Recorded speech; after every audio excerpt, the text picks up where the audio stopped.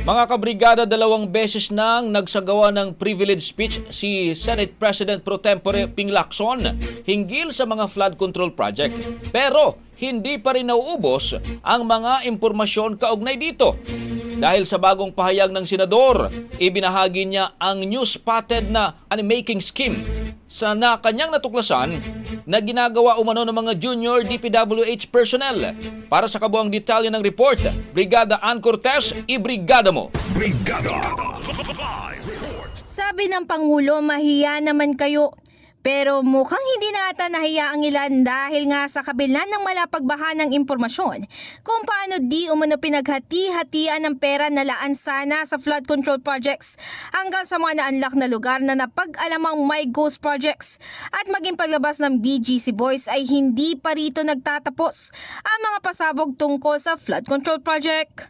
Dahil ayon muli kay SP Pro Tempore Ping Lacson, may panibago na namang money-making scheme silang natuklasan na di umano ginagawa naman ngayon ng mga DPWH junior personnel. Sa panibagong press release ni Lacson, binanggit nito na may karagdagang requirements na ini-impose ang mga DPWH junior personnel para sa kontraktor.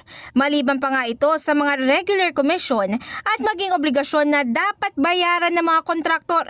Ang presyo o charge ng mga sinasabing karagdagang requirements ay umiikot naman sa mga sumusunod. Unang-una na nga rito ang technical notes na nasa 10,000 per document o 2,000 ang per page request.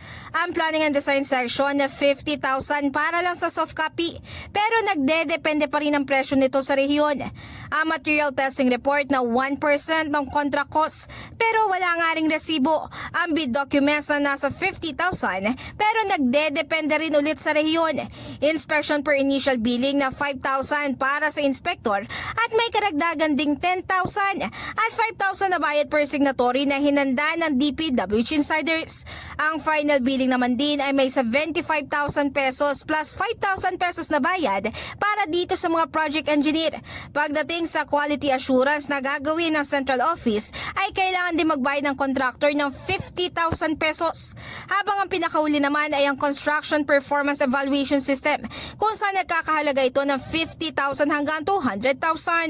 Ani Lacson, sa unang tingin mukhang mas dehado rito ang mga kontraktor.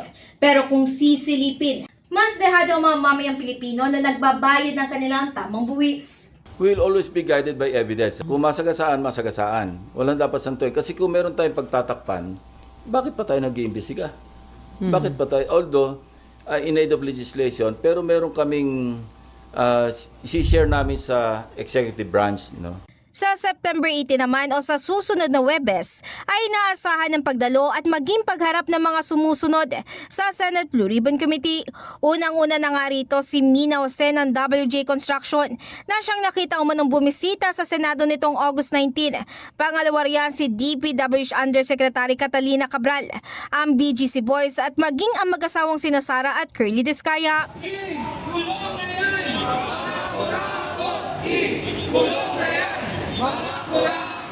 Ngayong linggo ay tunay namang pinaingay ng iba't ibang grupo ang kalsada. Pero kapansin-pansin, naiisa lang ang kanilang panawagan. Ang panagutin ang mga taong nasa likod ng pagkalunod sa korupsyon na mga maralitang Pilipino. Bagamat sila ay patuloy na lumalaban sa patas na buhay. In the heart of changing lives, ako si Brigada Ann Cortez ng 105.1 Brigada News FM Manila, the Music News Authority.